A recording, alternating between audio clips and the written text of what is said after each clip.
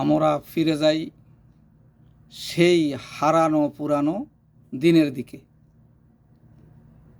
ইসলামের শাশ্বত সমুজ্জ্বল আদর্শের দিকে, খোলাফায়ে রাশেদার সেই সুমহান শিক্ষার দিকে। এই ইসলাম এসে মানবতার দুশ্মনদেরকে মানুষের পাহারাদার বানিয়েছিল। যারা অন্যের টাকা পয়সা লুণ্ঠন করত, এই কোরআনের শিক্ষায় সুশিক্ষিত হয়ে তারা নিজের কষ্টের উপার্জিত টাকা মানুষের ধারে ধারে বিলাতে লাগলো। যারা নারী সতীত্বের জম ছিল, ওরাই ইসলামের শিক্ষায় সুশিক্ষিত হয়ে নারী জাতিকে সম্মান করে নিরাপত্তা দান করল। অসহায় মানুষদেরকে বুকে টেনে নিল। যুদ্ধের ময়দানেও তারা অন্যায় করেনি। আসসালামু আলাইকুম ওয়া রাহমাতুল্লাহি ওয়া বারাকাতুহু। সম্মানিত ইসলাম প্রিয় বাংলাদেশি ভাই বোনেরা, আমি আজকে আলেম সমাজকে অনুরোধ জানাবো, আমাদের ঐক্যবদ্ধ হওয়া ছাড়া কোনো বিকল্প নেই। ঐক্যবদ্ধ হইতেই হবে। বাংলাদেশে হাতে গোনা কয়টা বিশ্ববিদ্যালয়, কয়টা কলেজ, কিন্তু এই মসজিদগুলা কি বিশ্ববিদ্যালয়ের চাইতে ছোট? এই মসজিদগুলা প্রায় বাংলাদেশে 3 লক্ষাধিক মসজিদ বুকে ধারণ করে। 3 লক্ষাধিক। এর ছাত্র, এই মসজিদগুলা 3 লক্ষাধিক মসজিদগুলার ছাত্র ছোট বাচ্চা থেকে শুরু করে সর্বোচ্চ ডিগ্রিধারী। আলেম সমাজের কি দায়িত্ব নেই? সর্বোচ্চ শুধু চিৎকার চেঁচামেচির করলে কি হবে? কখনো হবে না। গঠনমূলক কথাবার্তা কর্মসূচিতে কি আসতে হবে? গঠনমূলক ভূমিকা রাখতে আমরা কি পারছি না? সমস্ত মসজিদের খতিব যারা, তাদেরকে গঠনমূলক খুতবা তৈরি করতে হবে।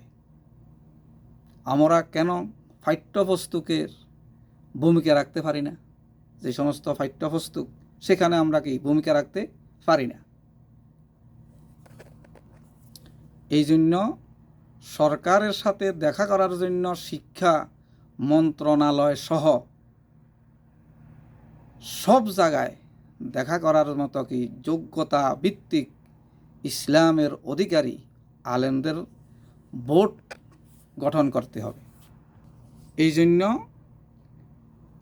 যোগ্যতা ভিত্তিক এলেমের অধিকারী আলেমদের কি বোর্ড গঠন করা কি অবশ্যই দরকার। এবং তারা এই ডেলিগেট টিমটা তাদের সাথে কথা বলবে। রাস্তাঘাটে চেঁচামেচি চিল্লাই কোনো এর সাথে কি এইভাবে চিল্লিয়ে কোনো দিন ক্ষমতার কি বাসা এটা হতে পারে না। নবীজি সাল্লাল্লাহু আলাইহি ওয়াসাল্লামের কিন্তু আংটি ছিল না। যখন নবী করিম সাল্লাল্লাহু আলাইহি ওয়াসাল্লাম কি করলেন? চিন্তা করলেন যে ইসলামের দাওয়াত বিভিন্ন দেশের রাষ্ট্রনায়কদের কাছে কি পৌঁছাতে হবে। তখন এই সাহাবায়ে কেরামদের মধ্যে সালমান ফারসি রাদিয়াল্লাহু আনহুর মতো সাহাবা এবং ওই রকম যারা কি বিশেষজ্ঞ সাহাবা ছিলেন, তারা কি দিলেন? রাসূল সাল্লাল্লাহু আলাইহি ওয়াসাল্লামকে পরামর্শ দিলেন। কি পরামর্শ দিলেন? যেই সিল মোহর ছাড়া কোনো সিটিকে রোম পারস্য কখনো কি তারা গুরুত্ব দেয় না। দেখেন, এটা তো কি ওহির বিষয় ছিল না? এটা কি ওহির বিষয় ছিল? ওহির বিষয় ছিল না। এটা ছিল বাস্তবতার বিষয়। এই জন্য নবী করিম সাল্লাল্লাহু আলাইহি ওয়াসাল্লাম তখন কি করলেন? এই সাহাবায়ে কেরাম, বিশেষজ্ঞ সাহাবায়ে কেরামদের কি পরামর্শে তিনি কি করলেন? আংটি তৈরি করলেন, আংটি বানালেন। ওই আংটিতে লেখা ছিল রাসূল মুহাম্মদ। এই সিলটা তখন কি ওই রাসূল সাল্লাল্লাহু আলাইহি ওয়াসাল্লামের যে দাওয়াতি সিটির, ওই দাওয়াতি সিটির উপরে কি মেরে দেওয়া হতো। এই জন্য সুতরাং কি এই প্রটোকল মেনটেন কি আলেমদেরকে কি করতে হবে। আমাদের দেশে চিৎকার আছে, চেঁচামেচি আছে, হইচই আছে, সব কিছু আছে, কিন্তু ভুলটা আসলো কোত্থেকে, ভুলটা আসলে কোত্থেকে আসলো, সেই জায়গায় কথা বলার মতো কি সৎসাহস আলেমদেরকে কি অর্জন করতে হবে।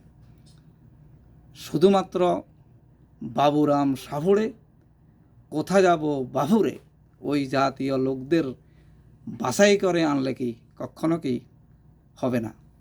দাওয়াত দিতে হবে আসল জায়গায়। প্রত্যেকটা নবীর টার্গেট ছিল, প্রত্যেকটা নবীর কী ছিল, টার্গেট ছিল। হজরত মুসা আলাইহিস সালাতু ওয়াস সালাম দেখেন, উনি সর্বপ্রথম আল্লাহ রাব্বুল আলামিনের হুকুমে কাকে দাওয়াত দিলেন?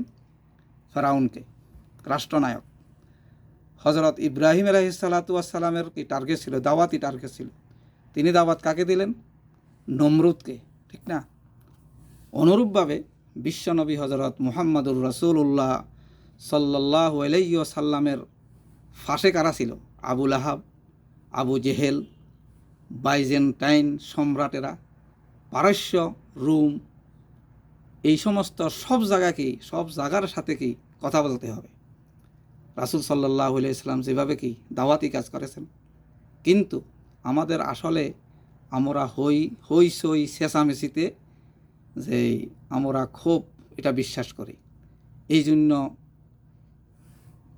এই জন্য এইগুলা করে আমাদের কোনো কি হবে না, লাভ হবে না। এই জন্য আসল কাজ আসল জায়গায় করতে হবে। তবে যেখান থেকে উৎসাহ আসে, এই জন্য আজকে আমাদের এই ছোট্ট জায়গা থেকে আমরা যদি কথা বলি, কিন্তু আমাদের কি কিছু কোনো লাভ হবে না।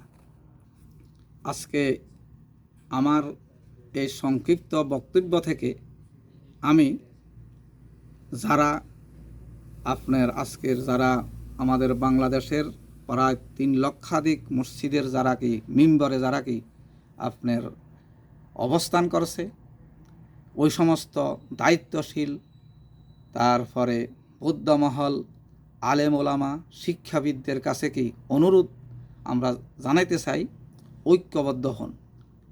ঐক্যবদ্ধ ছাড়া, দেখেন, ঐক্যবদ্ধ ছাড়া আমাদের কি হাতে 5টা আঙ্গুল, এই 5টা আঙ্গুল যদি এক না হয়, আপনি আমি খাবার কি মুখে তুলতে কি পারবো না, যতক্ষণ পর্যন্ত 5টি আঙ্গুল যতক্ষণ পর্যন্ত কি একত্রিত না হবে। এই 5টা এক হলে খাবারের লোকমাকে মুখে ওঠে। সুতরাং একের অপরকে কি আমাদের কি অধিকার, আমাদের এই ফরজিয়াত, আমাদের ওয়াজিবগুলো, আমাদের সুন্নাগুলো একে একে কি ধ্বংস হয়ে যাচ্ছে। এজন্য আমরা হা করে শুধু কি চিৎকার দিচ্ছি ছোট লোকের মতো, কাপুরুষের মতো। এগুলো কিন্তু বাদ দিতে হবে। শুধু যেই জন্য কি যারা যেই কাম করছে তারা সেই কাজে কি নিয়োজিত, এই জন্য ওরা যেটা করছে ওরা তো ওইটাই করবে, ইসলাম বিরোধী যারা। কিন্তু আমি কি করছি, আমার কাজটা কী ছিল? বন্ধুগণ, আসুন আমরা ফিরে যাই সেই হারানো পুরানো দিনের দিকে, ইসলামের শাশ্বত সমুজ্জ্বল আদর্শের দিকে, এবং খোলাফায়ে রাশেদার সেই সুমহান শিক্ষার দিকে। এই ইসলাম এসে মানবতার দুশ্মনদেরকে মানুষের পাহারাদার বানিয়েছিল। যারা অন্যের টাকা পয়সা লুণ্ঠন করত, এই কোরআনী শিক্ষায় সুশিক্ষিত হয় তারা নিজের উপার্জিত কষ্টের টাকা মানুষের দুয়ারে দুয়ারে বিলাতে লাগলো।